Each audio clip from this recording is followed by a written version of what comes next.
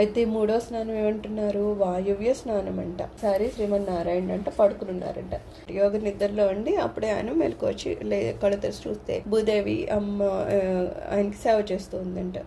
అయితే ఆమె సేవ చేస్తుంది కదా అని ఏం కావాలి నీకు అని అడగగానే అమ్మ ఏమన్నారట, నాకు పిల్లల్ని ప్రసాదించండి అని. అప్పుడు ఈయన అన్నారట, నేను ఇప్పుడే కదా పడుకుని లేసాను, నేను ఇప్పుడు తమో గుణంతో ఉంటాను, సో పిల్లలు ఎవరైనా పుట్టినా వాళ్ళేమి మంచిగా ఉండరు, లోకంటకలు అయిపోతారంటే. అబ్బాయి లేదు అయినా పర్లేదు నాకు పిల్లల్ని ఇవ్వండి అని ఆమె అడిగారట. అడిగితే సర్లే అని చెప్పి ఈయన 2 పిల్లల్ని ప్రసాదించారు. ఆ 2 పిల్లలు ఎవరు, నరకుడు నరకాసురుడు. అందులో మొదటివాడు నరకుడు నరకలోకం అయ్యాడు, ఒక లోకంగా మారిపోయాడు. తమోగుణం వల్ల పుట్టడం వలన నరకలోకం అంత భయంకరంగా ఉంటుంది. అయితే ఏమంటున్నారు, ఆ నరకుడు అంటే ఆ నరకలోకంలాగా ఆయనే మారిపోయాడంట. అసలు నరకం అంటేనే మనకి భయము, అంతా అతనే అంటే ఇంకా మనం అర్థం చేసుకోవచ్చు ఏ రకమైన తమోగుణంతో అతను ఉన్నాడు. ఎందుకంటే స్వామివారి తమోగుణం నుండి వాళ్ళు పుట్టారు కాబట్టి. అయితే నరకుడేమో నరకంలాగా మారిపోతే, నరకాసురుడేమో పుట్టేటప్పుడే నల్లగా చాలా బీభత్సంగా ఉన్నాడంట చూడడానికి. అతను చేసే పని ఏంటంట, స్త్రీలని దేవతల్ని యజ్ఞాలని అన్నింటినీ పాడు చేయడం. ఇంక ఇతను ఇంత దుర్మార్గుడు అయిపోయాక శ్రీకృష్ణుడు అన్నాడంట, నేనే చంపుతాను అని అన్నారట.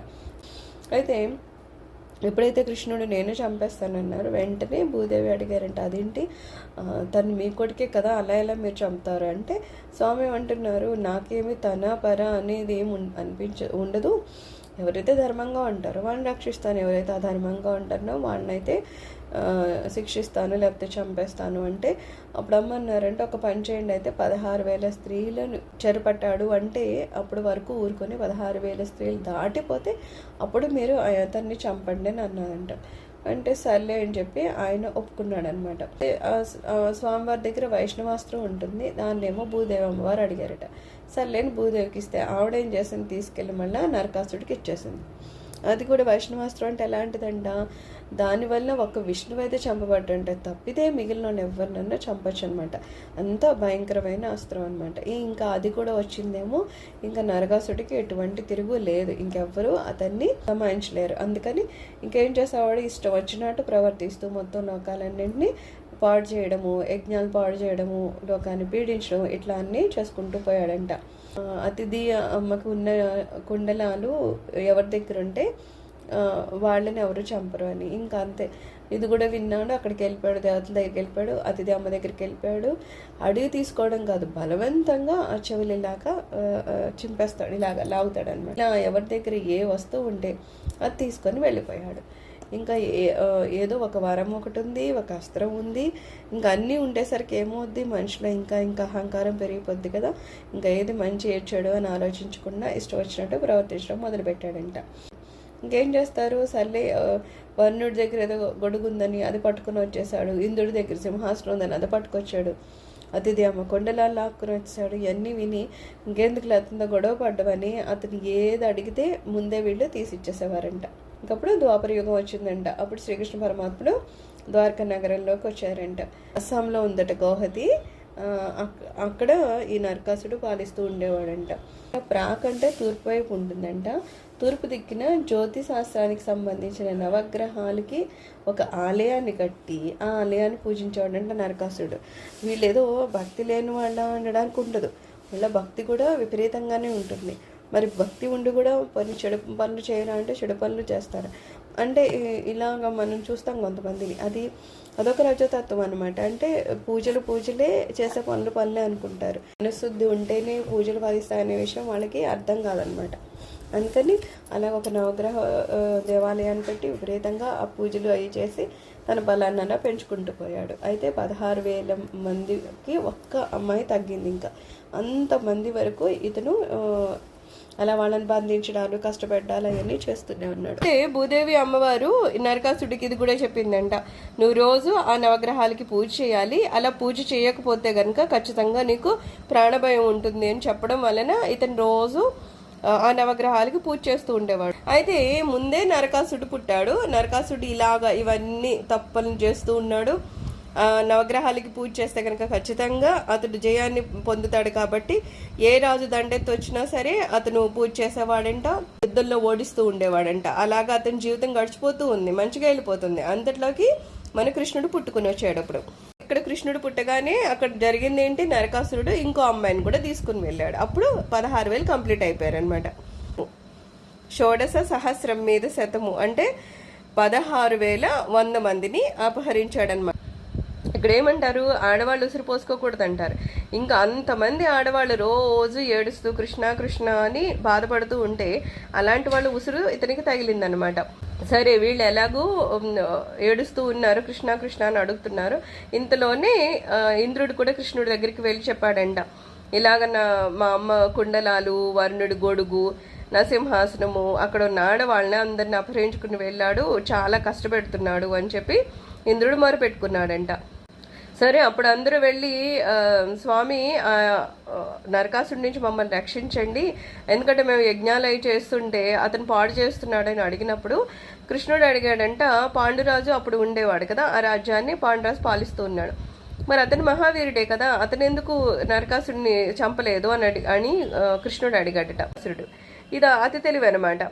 పాండురాజు చాలా బలమైనోడు, అతను ఎవరితోనూ చంపబడ్డనమాట.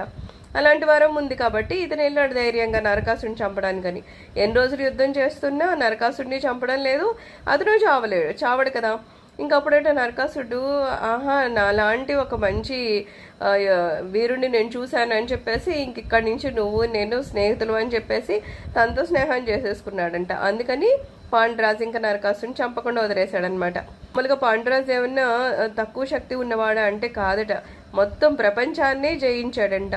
అతనే కనుక బతుకుంటే అసలు పాండు పుత్రులకి అలాంటి కష్టాలు నష్టాలు వచ్చే ఉండేవి కాదు కదా, వాళ్ళ జీవితం వేరేగా ఉండేది. కానీ ఆయన ఒక సమయంలో శాపానికి గురవుతాడు కదా, అందుకని ఆ శాపవశాత్తు మరణించాల్సిన పరిస్థితి ఏర్పడింది అనమాట. తండ్రి చనిపోవడం వల్ల పిల్లలు చాలా కష్టాలు పాలైతే అయ్యారు. అయితే ఆ కష్టాల నుంచి బయటకు రాగలమా అంటే ఎవరిని పట్టుకోవాలి, కేవలం ఆ భగవంతుని పట్టుకోవాలి. వాళ్ళు ఎవరిని పట్టుకుంటే ఇంకెవరిని పట్టుకోవాల్సిన అవసరం పడదో అలాంటి శ్రీకృష్ణుని పట్టుకున్నారు కాబట్టి వాళ్ళు ధన్యులయ్యారు. ఇంక ఇవన్నీ చెప్పాక అప్పుడు ఏమన్నారంట, సర్లే నేను వెళ్ళి యుద్ధం చేస్తానులే అని చెప్పేసి నరకాసుడిని చంపుతాను అని శ్రీకృష్ణుడు అన్నాడంట. అయితే శ్రీకృష్ణుడు యుద్ధాన్ని బయలుదేరేటప్పుడు ఏం చేశాడంట, గరుత్మంతుని పిలిచాడంట. అప్పుడు సత్యభామ కూడా నేను కూడా వస్తానండి అంటుంది, ఎందుకంటే ఆమె భూదేవి కదా. అయితే వాళ్ళందరూ కలిపి చాలా వేగంగా వెళ్ళారట. ప్రాగ్జ్యోతిషపురానికి వెళ్ళారు. అక్కడ నరకాసుడు ఉంటాడు కదా, అక్కడ 5 దుర్గాలు ఉన్నాయంట. అందులో మొదటి దుర్గం ఏంటంటే జలదుర్గం, అంటే అది నీడతో ఉంటుంది. కానీ అలాంటి కోటను కూడా కృష్ణుడు చీల్చి చెండాడాడంట. తర్వాత ఏంటంటే అగ్నిదుర్గం అంట, అదంతా మంటలతో ఉంటుంది. ఆ మంటలు కూడా కృష్ణుడు ఆర్పేశాడంట. తర్వాత ఏమో ఎత్తైన కొండ ఉంటుందంట, దాన్ని గిరిదుర్గం అంటారట, దాన్ని కూడా భగవంతుడు భగ్నం చేసేశాడు. అలాగా జలదుర్గం, గిరిదుర్గం, భూదుర్గం, అగ్నిదుర్గం వీటన్నింటినీ ఆయన నాశనం చేసేసాడంట. ఆఖరణ వచ్చేది ఏంటంటే శస్త్రదుర్గం అనమాట. ఇంకా లాస్ట్లో ఉన్న శస్త్రదుర్గం అనేది మాత్రం చాలా భయంకరంగా ఉంటుందంట. ఎన్నో అస్త్రశస్త్రాలు ఉంటాయన్నమాట. సో అవన్నీ క్రాస్ చేసి లోపలికి వెళ్ళడం అనేది చాలా కష్టం అంట. అక్కడ ఎన్ని రకాల ఆయుధాలు ఉన్నాయో అన్నీ చాలా భయంకరమైనవట. అందులో కొన్ని ఎలా ఉంటాయట, రంపాల్లో అటు ఇటు తిరుగుతూ ఉంటాయంట. ఎవరైనా వెళ్తే చూడండి, మన సినిమాల్లో అవి చూపిస్తూ ఉంటారు కదా, అటు ఇటు కాసింత తప్పినా సరే అవన్నీ చెవులు ముక్కులు కట్ అయిపోయేంత అలా ఉంటాయి కదా. అంత భయంకరమైన ఆయుధాలు ఉన్నా సరే శ్రీకృష్ణుడు ఏం చేశాడంటే తన చక్రంతో వాటిని అన్నింటినీ నరికి పారేసి శుభ్రంగా ఆ నగరంలోకి ఆయన చేరాడంట. అక్కడ చాలా ఘోరమైన యుద్ధం జరిగిందంట.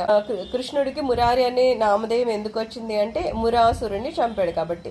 ఎప్పుడైతే శ్రీకృష్ణుడు నరకాసుడితో యుద్ధం చేస్తున్నారో అప్పుడు సత్యభామ కూడా కాసేపు యుద్ధం చేస్తుందంట. ఎప్పుడైతే సత్యభామ యుద్ధం చేస్తుందో నరకాసురుడు అండం మొదలు పెట్టాడంట, నువ్వేంటి ఆడవాళ్ళతో యుద్ధం చేస్తూ వెనకాతలు దాక్కుంటున్నావు, మేమైతే ఆడవాళ్ళతో యుద్ధం చేయము, మగవాళ్ళతోనే చేస్తాము, మేము రాక్షసులం కదా అది అని డమకాలు చెప్తున్నాడు. చెప్తుంటే ఇంకా కృష్ణుడు అన్నాడంట, ఏదో సత్యభామ యుద్ధం చేస్తానని సరదా పడింది కాబట్టి ఇచ్చాను కానీ లేకపోతే అవసరం ఏమి లేదు అని చెప్పి వెంటనే ఆయన చక్రంతో అతని తలని నరికేశాడంట. అయితే ఎప్పుడైతే ఆ తల తెగిపోయిందో ఆ తల కింద పడిపోతుంటేనే ఆ తల ఏడుస్తూ ఏదో అన్నాడట. అంటే అతనికి అప్పుడు తెలిసిందనమాట, ఎవరైతే సత్యభామ అక్కడ నుంచునుందో ఆవిడ ఎవరో కాదు, తన పూర్వజన్మలో అమ్మ అయిన భూదేవి అని. ఇంకా అప్పుడు ఏడుపు మొదలెట్టాడంట. ఏమని గుర్తొచ్చింది అతనికి? పూర్వజన్మలో అమ్మ నువ్వే కదా నాకు తల్లివి, భూదేవి రూపంలోను, తండ్రి ఏమో శ్రీకృష్ణుడనే చెప్పావు, కాబట్టి కనీసం నా మొహం చూడకపోయినా నీ మొహం చూసైనా సరే కొడుకుని కదా, నన్ను వదిలేయాలి కదా, నన్ను ఎందుకు చంపున్నాడు అని ఏడుస్తున్నాడంట. అంటే ఏదో అమ్మ పోన్లే నన్ను వదిలేస్తాడు, కనీసం నీ మొహం చూసైనా నన్ను వదిలేయాలి కదా, అంటే నీ మీద కూడా అతనికి ఏం ప్రేమ లేనట్టుందమ్మా అంటున్నట్లుగా ఏడుస్తూ గట్టిగా అరుస్తూ చచ్చిపోయాడంట. కింద పడిపోయి ఆ పక్కన ఏదో చెరువు ఉంటే అందులో మునిగిపోయింది అది వాడి తల. అప్పుడు ఏం చేసిందంట, భూదేవి కృష్ణుడి దగ్గరికి వచ్చి, నరకాసుడికి కొడుకున్నాడు కదా భగవద్దత్తుడు అని, అతన్ని కూడా తీసుకుని వచ్చి ఆ మనవడికేమో వైష్ణవాస్త్రాన్ని ఇవ్వమని చెప్పింది. శ్రీకృష్ణుని తీసుకెళ్లి అతను 16,100 మందిని చెరసాల్లో బంధించున్నాడు కదా అమ్మాయిల్ని, వాళ్ళందరినీ చూపించిందంట ఆమె. అది తెలియక కృష్ణుడికి ఇంతమంది అంట అంతమంది అంట అని ఏదో మాట్లాడుతూ ఉంటారు కదా. సో అసలు రహస్యం ఏంటంట, కృష్ణుడు ఇంతమందిని పెళ్లి చేసుకోవడానికి రీజన్ ఏంటంటే, నరకాసుడు ఎవరినైతే 16,100 మంది అమ్మాయిలు బంధించాడో అక్కడ ఎన్నో సంవత్సరాల నుంచి వాళ్ళు అక్కడ ఉండిపోయారు. వాళ్ళని అలాగే ఏమీ ఉంచలేదు కదా, వాడు ఇష్టం వచ్చినట్టు వాళ్ళు మానభంగం చేయడమో లేకపోతే హింసలు చేయడం ఏదో చేశాడు. ఇన్ని సంవత్సరాల తర్వాత ఆ అమ్మాయిలు ఒకవేళ వాళ్ళ ఇళ్ళకి వెళితే ఖచ్చితంగా ఇంట్లో వాళ్ళు రానివ్వరు. ఒకవేళ రానిచ్చినా సరే వాళ్ళకి ఈ విషయం తెలిసి పెళ్ళిళ్ళు అవి జరుగుతాయంటే జరగవు. అప్పుడు ఎలా ఉంటుంది వాళ్ళ జీవితం? చాలా నరకంలా ఉంటుంది కదా. ఇంకా బ్రతకడం కన్నా చావే నయం అనే స్థితిలో ఉన్నారు వాళ్ళు. అప్పుడు శ్రీకృష్ణుడు ఏం చేస్తాడు, వాళ్ళు ఎలాంటి వాళ్ళు, అక్కడ ఏం జరిగింది, వాళ్ళకి మానభంగం జరిగిందా లేదా, ఇలాంటివి కూడా ఏమీ ఆలోచించకుండా కేవలం సమాజంలో ఒక గౌరవ స్థానం దొరకాలి అంటే ఒకరు పెళ్లి చేసుకోవాలి. కాబట్టి కృష్ణుడు ఏం చేశాడు, ఒకే సమయంలో 16,100 మందిని పెళ్లి చేసుకోవడానికి 16,100 మండపాలని తయారు చేసి 16,100 రూపాయలలో అందరితో ఒకేసారి ఆయన పెళ్లి చేసుకున్నాడు. అది ఒక సామాన్యమైన మనుషులకి అయితే జరిగే పని కాదు కదా, అది అసామాన్యమైంది. అది తెలియక వాళ్ళకి అంతమంది అని అనే వాళ్ళకి మనము ఆన్సర్ ఇవ్వగలగాలి. ఇప్పుడు ఏంటంటే ఆన్సర్ ఇవ్వడం మనకు తెలియకనా ఎదుటోళ్ళు ఎన్ని రకాలన్నా మాట్లాడుతున్నారు.